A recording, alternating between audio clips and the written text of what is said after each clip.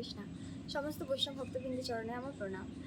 তো একটা প্রশ্ন হয়তো অনেক ভক্তকেই শুনতে হয়েছে, অনেক কৃষ্ণ ভক্তকেই শুনতে হয়েছে, এবং এই প্রশ্নটা আমি নিজেও অনেকবার শুনেছি যে তুমি কৃষ্ণ ভক্ত? আরে কৃষ্ণ ভক্তরা তো গরিব হয়। সত্যিই কি তাই? কৃষ্ণ ভক্তরা কি গরিব হয়? দেখেন, এই যে পরম বৈষ্ণব ভোলেনাথ, বৈষ্ণবদের মধ্যে সর্বশ্রেষ্ঠ ভোলেনাথকে মানা হয়। তো এই ভোলেনাথ শ্মশানে থাকেন।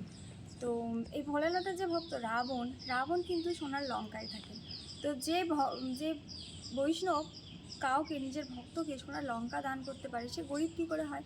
ভোলেনাথ চাইলেও নিজের জন্য একটা সোনার লঙ্কা বা তার থেকেও ভালো কিছু তৈরি করে তাতে বসবাস করতেই পারেন, কিন্তু ভক্তরা সবসময় সিম্পল থাকার চেষ্টা করে। আর আমাদের ভগবান শ্রীকৃষ্ণ, তিনি ভক্তদের মনোবাঞ্ছা পূর্ণ করেন। তেমন মনের বাঞ্ছা ভক্তদের কী হয়?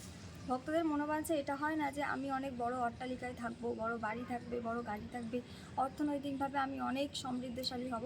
এটা কখনোই ভক্তদের মনোবাঞ্ছা হয় না। ভক্তদের মনোবাঞ্ছা সবসময় এটা হয় যে সে যেন সবসময় ভগবানের কৃপা থেকে বঞ্চিত না হয় এবং সবসময় ভগবানের কৃপা আশীর্বাদ প্রাপ্ত হয়, এবং সবসময় যেন ভগবানের সেবা করতে পারে, ভগবানের চরণে থাকতে পারে। এটাই হলো ভক্তদের মনোবাঞ্ছা। তো এই মনোবাঞ্ছাটা ভগবান পূর্ণ অবশ্যই করেন, তাকে ভগবান কৃপা করেন এবং নিজের চরণে সবসময় রেখে দেন। তো এর একটা উদাহরণ হলো, যখন ভগবান শ্রীকৃষ্ণ গৌর লীলায় এলেন, গৌর সুন্দর হলে মায়াপুরে লীলা করলেন, তখন একজন বৈষ্ণব ছিলেন শ্রীধর পণ্ডিত। সেই শ্রীধর পণ্ডিতের বাড়ি ছিল রাজাপুরে।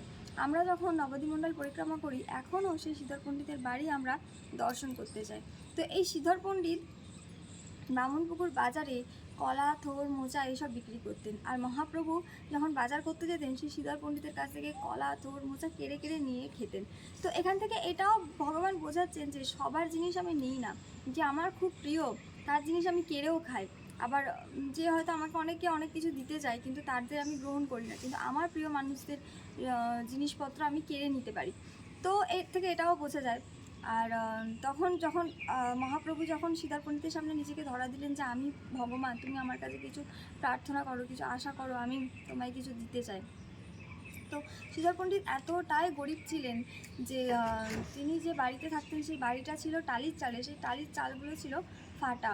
মানে এমনই অবস্থা যে বৃষ্টি হলে ওখান থেকে জল পড়তো, বা শ্রীধর পণ্ডিতের পরনে যে ধুতি ছিল, সেই ধুতিটা ছিল ছেঁড়া ফাটা এরকম। তো উনি যেটা আয় করতেন তার অর্ধেকটা তিনি গঙ্গা পুজোয় লাগাতেন এবং অর্ধেকটা দিয়ে জীবন নির্বাহ করতেন। তো মহাপ্রভু যখন শ্রীধর পণ্ডিতের সামনে নিজেকে ধরা দিলেন যে আমি ভগবান, আমার কাছে তুমি কিছু বর চাও, আমি তোমায় কিছু দিতে চাই শ্রীধর, তুমি কিছু নাও, তখন শ্রীধর পণ্ডিত বলেছিলেন, না প্রভু, যে ভগবান, যে ব্রাহ্মণ পুত্র আমার কাছ থেকে কলা, থোর, মোচা কেড়ে কেড়ে খেত, আমি যেন জন্মে জন্মে সেই ব্রাহ্মণ পুত্রের সেবা করতে পারি, ভক্ত হতে পারি, তার চরণ যেন আমি কোনোদিন ভুলে না যাই।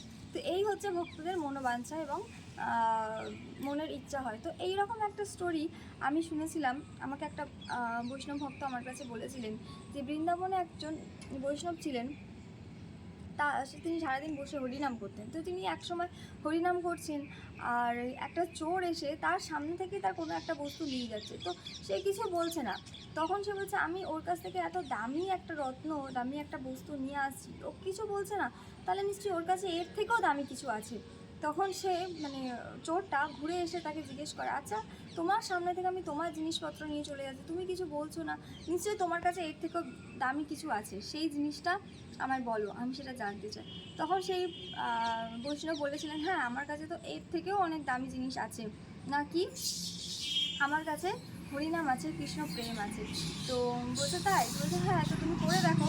তখন সেই বৈষ্ণব সেই চোরকে হরিনাম প্রদান করেন, এবং শুদ্ধ বৈষ্ণবের কাছ থেকে হরিনাম শোনার প্রভাবে তার মন পরিবর্তন হয়, এবং পরে সেই চোরও ভালো ভক্তে পরিণত হয়। তো সেই চোরও যদি বুঝতে পারে যে ভগবানের নামের মহিমা, নামের যে নাম, ভগবানের নাম যে অমূল্য সম্পদ, সেটা যদি একটা চোরও বুঝতে পারে, তাহলে কৃষ্ণ ভক্তরা গরিব কী করে হলো? কৃষ্ণ ভক্তরা কখনোই গরিব নয়, কারণ এই বিশ্ব ব্রহ্মাণ্ডের মালিক ভগবান শ্রীকৃষ্ণ তাদের অধীনে থাকেন। ভগবান শ্রীকৃষ্ণ বলছে, বৈষ্ণব আমার পরাণ, আমি বৈষ্ণবদের হৃদয়ে যেমন বসবাস করি, যেমন বৈষ্ণবরাও আমার পরাণ, আমার জীবন বৈষ্ণবরা। তো এইরকম বৈষ্ণবরা কোনোদিন গরিব হতে পারে না। তারা চাইলেই, যেমন ভোলেনাথ চাইলেই রাবণকে সোনা লঙ্কা দান করেছে, বৈষ্ণবরা চাইলেই কাউকে অনেক কিছু দান করতে পারে। এই কালচারটা আমাদের হিন্দু সংস্কৃতিতে আগেও ছিল। আগেকার দিনে বাড়িতে যখন কোনো শুভ অনুষ্ঠান হতো, এখনও হয়, সেটা আগেকার দিনে বেশি হতো, যে ব্রাহ্মণদের বৈষ্ণবদের ভোজন করানো হতো। কেন? কারণ তাদের আশীর্বাদের এতটাই প্রভাব ছিল যে ভগবানও তাদের দেওয়া আশীর্বাদ খণ্ডন করতেন না। তারা যদি কাউকে কোনো আশীর্বাদ করেন, সেই আশীর্বাদ অবশ্যই খাটে। তো এইভাবেই হচ্ছে ভগবান বারবার প্রমাণ করেছেন যে ভগবান ভক্তদের কতটা ভালোবাসেন। তো যার কাছে ভগবানের কৃপা আশীর্বাদ আছে, যে ভগবানের কৃপাধন্য, সে কখনো গরিব হতে পারে না। যারা এই কথাটা ভাবেন তারা ভুল ভাবেন। কৃষ্ণ ভক্তরা কখনো গরিব নন, কারণ তার কাছে অমূল্য সম্পদ আছে। হরে কৃষ্ণ, হরি বল।